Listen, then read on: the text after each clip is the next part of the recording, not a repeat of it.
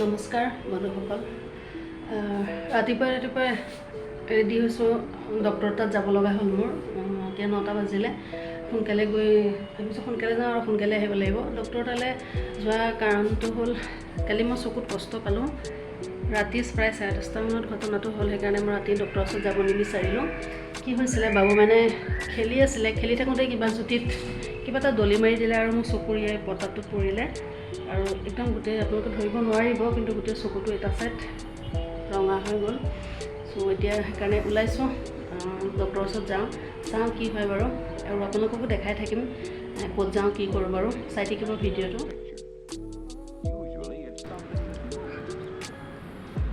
আৰু এয়া আমি আহি পাই গ'লোঁ নেত্ৰালয়। এতিয়া ফাইল বনাব লাগিব, অকণমান ৱেইটিং কৰিব লাগিব বুলি কৈছে। নামটো দিয়া হৈছে বাৰু।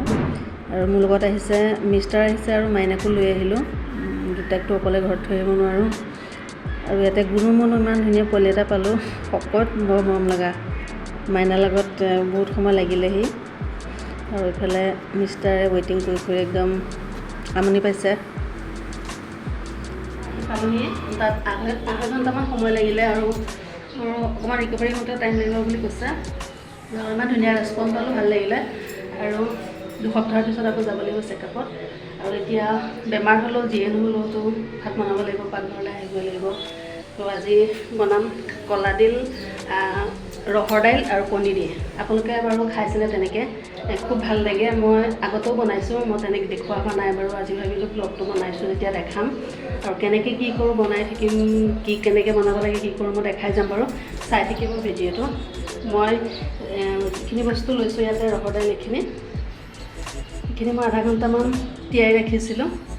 আৰু কলাডিলটো অলপ ক'লা হয়, পাহাৰীয়া কলাডিল। মই তথাপিও কাটি পেলাই হালধিত দি আধা ঘণ্টামান ৰাখিছোঁ। আৰু এটা লৈছোঁ, এটা বিলাহী, কণী 3টা লৈছোঁ, আৰু সেইখিনি মছলা, পিঁয়াজ 2টা, কেঁচা জলকীয়া লৈছোঁ, আদা নহৰু, মিঠাপাত এটা, জালুক আৰু গোটা মছলা, গৰম মছলা লৈছোঁ। চ' দেখাই থাকিম বাৰু ভিডিঅ'টো।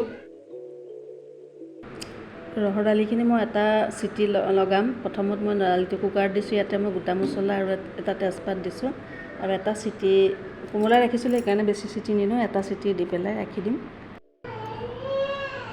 আৰু এইফালে বাবুৰ মাইনাৰ কাৰণে ভাতটো আগে বনাই ল'লোঁ। সিহঁতৰ শিঙি মাছ আৰু আলু দি জোল বনাই দিলোঁ। খাবা আলু খাবা নে তিতি খাবা? কণী খাবা নে তিতি খাবা? এইটো ভাত। তুমি কি খাবা? তুমি কণী খাবা নে তিতি খাবা? আলু খাবা?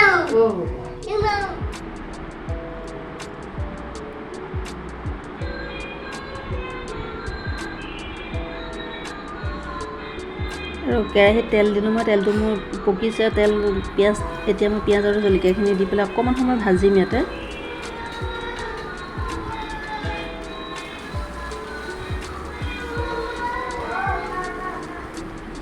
আৰু গেছখিনি ভাজি হৈ গ'ল। ইয়াতে মই আদা নহৰুখিনিও দিলোঁ, দেখুওৱা নহ'ল বাৰু। আৰু সোৱাদ অনুসৰি নিমখ অকণমানো দি লৈছোঁ।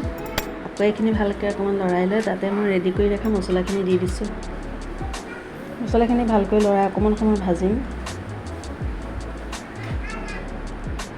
কেৰাহীটো চিমত দি মই এইখিনি ঢাকনা লগাই দিছিলোঁ। আকৌ এবাৰ ঢাকনাখন উঠাই পেলাই মছলাখিনি লৰাই লৈছোঁ। আৰু ইয়াত প্ৰায় মোৰ মছলাখিনি ভাজা হৈ গৈছে।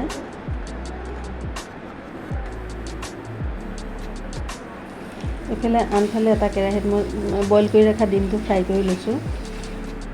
আৰু মোৰ মছলা ভাজি হৈ গ'ল। ইয়াতে মই বিলাহীটো দিলোঁ, আৰু বিলাহী ভাজি হোৱাৰ পিছত মই ইয়াতে কলাডিলখিনি দি দিলোঁ। খুব ধুনীয়াকৈ লৰাই লৈ আকৌ এইখন ঢাকনা লগাই মই চিমত দি প্ৰায় 20 মিনিটমান ভাজিম।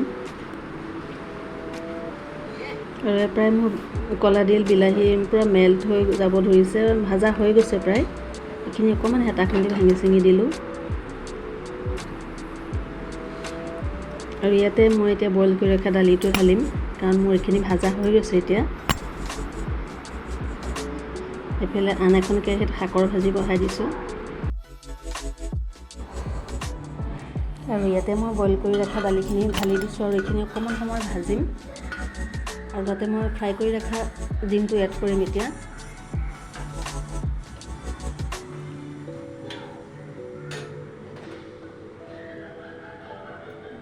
এতিয়া গোটেইখিনি ধুনীয়াকৈ লৰাই লৈ প্ৰায় 20 মিনিটমান সময় ঢাকোন লগাই আৰু অলপমান ভাজি ল'ম।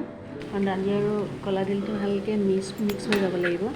সেইখিনি আকৌ এবাৰ চিখত ৰাখি পেলাই মই প্ৰায় 15-20 মিনিটমান বনাম ভাজি থাকি। এইফালে মোৰ শাকৰ ভাজিটো ৰেডি হৈ গৈছে।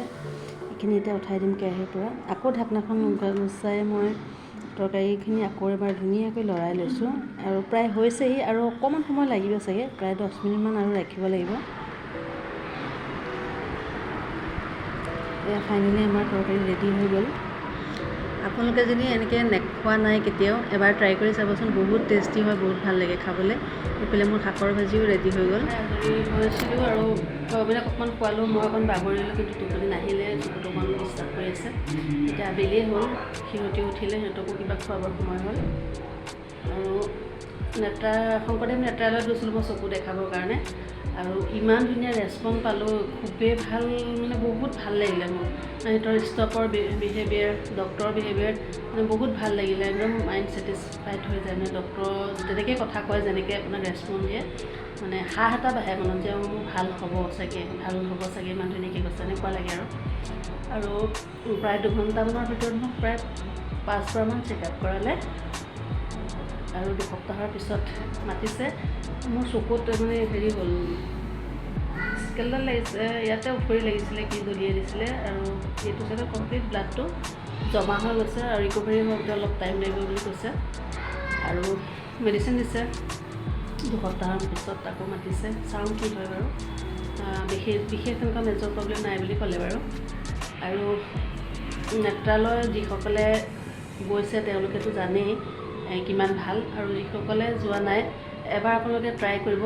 শংকৰদেৱ নেত্ৰালয়ত বহুত ধুনীয়া ৰিজাল্ট আছে আৰু ভাল পাব আপোনালোকো। আহিবচোন কোনোবা তেনেকুৱা চকু কিবা অসুবিধা পালে। বিশেষ তেনেকুৱা বৰ বেছিও পইচা খৰচ নহয়, বাহিৰত যেনেকুৱা তেনেকুৱাই হয় বাৰু। ত' মোৰ কিন্তু ভাল লাগিলে আৰু আজি ভিডিঅ'টো মই ইমানতে সামৰিছোঁ। আশা ৰাখিছোঁ আপোনালোকে ভাল পাব বুলি, আৰু যদি ভাল পায় প্লিজ লাইক, ছাবস্ক্ৰাইব আৰু কমেণ্ট কৰিবচোন। মোৰ ভিডিঅ'বিলাক মই বহুত কষ্ট কৰি বনাওঁ, মোৰ 2টা বেবী আপোনালোকে গম পায়, এডিট কৰিবলৈ টাইম নাপাওঁ, বহুত টাইমৰ অসুবিধা। তাৰ মাজেৰে যিখিনি পাওঁ মই 2টালৈকে বনাই আপোনালোকৰ মাজত দিবলৈ চেষ্টা কৰিছোঁ।